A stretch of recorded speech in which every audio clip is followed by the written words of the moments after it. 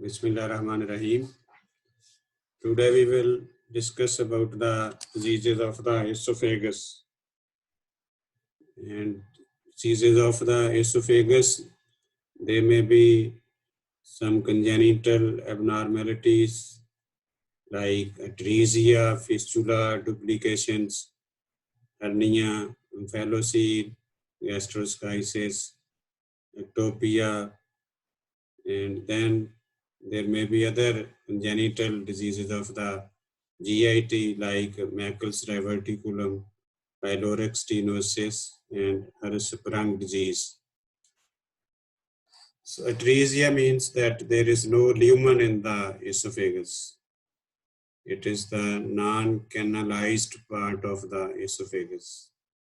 Fistula is when there is a communication between part of the esophagus and the trachea. So this is the fistula formation. In this diagram, you see the opening of the esophagus into the trachea.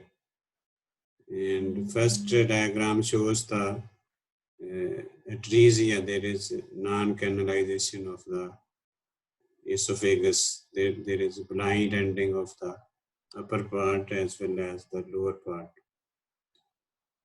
So these are the different types of fistulas of the esophagus. So then there is functional obstruction of the esophagus, that is achalasia. So achalasia is characterized by triad of incomplete lower esophageal relaxation, then increased lower esophageal sphincter tone, and aperistalsis. Causes of achalasia include it is most commonly idiopathic, but sometimes there is degenerative changes in the neural innervation, and Chagas disease, that is parasitic infection of Trypanosoma cruzi, diabetic neuropathy, then infiltrative diseases like sarcoidosis or some malignant tumor, and lesions of the dorsal motor nuclei. So all these, they can result in the achalasia and functional obstruction of the esophagus. So then is Plummer-Vinson syndrome. And this syndrome includes esophageal mucosal webs, iron deficiency anemia, glossitis, and chelosis. So that is about the congenital diseases. Then is the esophagitis. So there are different types of esophagitis depending on the cause of the esophagitis. That is chemical or infectious esophagitis, then reflux esophagitis, eosinophilic esophagitis. Then there may be sometimes lacerations in the lower end of the esophagus, that is called malorious tears. And this is often due to severe retching or vomiting. So normally relaxation of the gastroesophageal musculature precedes the antiperistaltic contractile wave associated with vomiting. But this relaxation may fail during prolonged vomiting, with the result that refluxing gastric contents cause the esophageal wall to stretch and tear. These patients, they present with hematemesis, and there are linear lacerations which are oriented longitudinally, and they cross the gastroesophageal junction. So that is about malorious tears. Then is the chemical and infectious esophagitis. So chemical esophagitis maybe due to some irritants like acids or alkalis, alcohol consumption, hard fluids, or heavy smoking, then pill-induced esophagitis, and then is cytotoxic drugs and radiation therapy may also lead to esophagitis. Infections which can cause esophagitis, they are commonly viral. Herpes simplex virus and cytomegalovirus infection. Then fungal infections, candidiasis, mucormycosis, aspergillosis, they can also cause infectious esophagitis.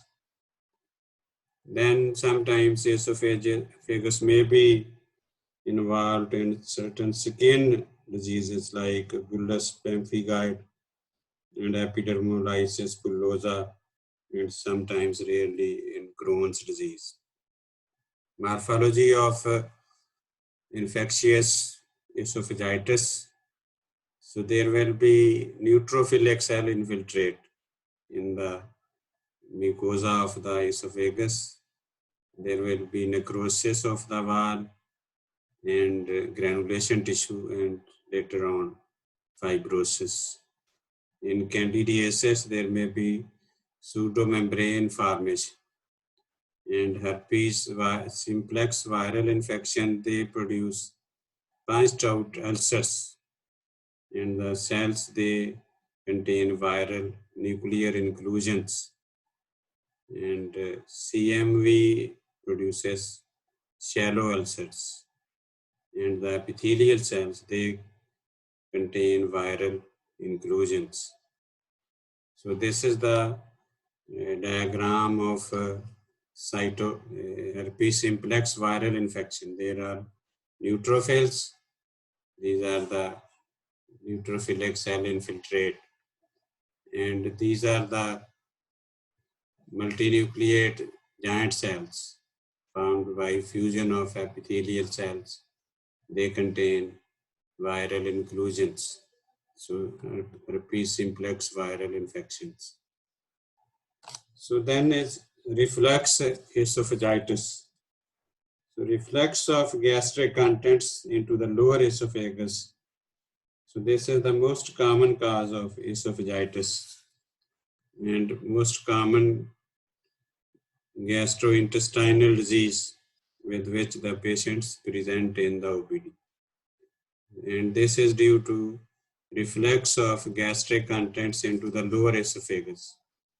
There is a reflux of gastric juices, and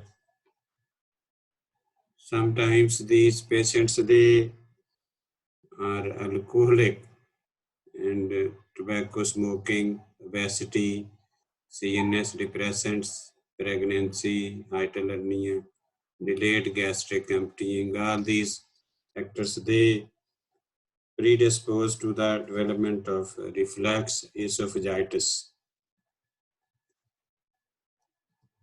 So morphology of the esophagus in reflux esophagitis, there is simple hyperemia, and then there may be eosinophils into the squamous mucosa, followed by neutrophils, and the basal zone shows hyperplasia.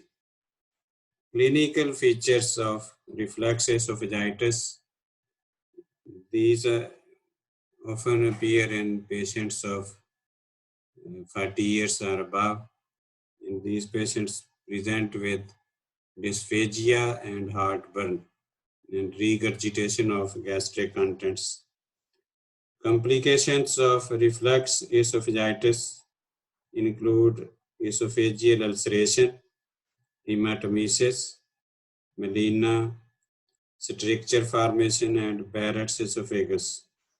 And Barrett's esophagus, you know, is a precursor lesion for esophageal carcinoma, that is adenocarcinoma. So this is the microscopic appearance of reflux esophagitis. There is basal zone hyperplasia and some eosinophils. Later on, there may be neutrophils. So this is the endoscopic appearance of Barrett's esophagus. And this is the microscopy of Barrett's esophagus. Here you see the stratified squamous epithelial cells on the left side of the figure. And these are the glands, gastric type glands, which are replacing the stratified squamous epithelium. So Barrett's esophagus. So that is about the esophageal diseases.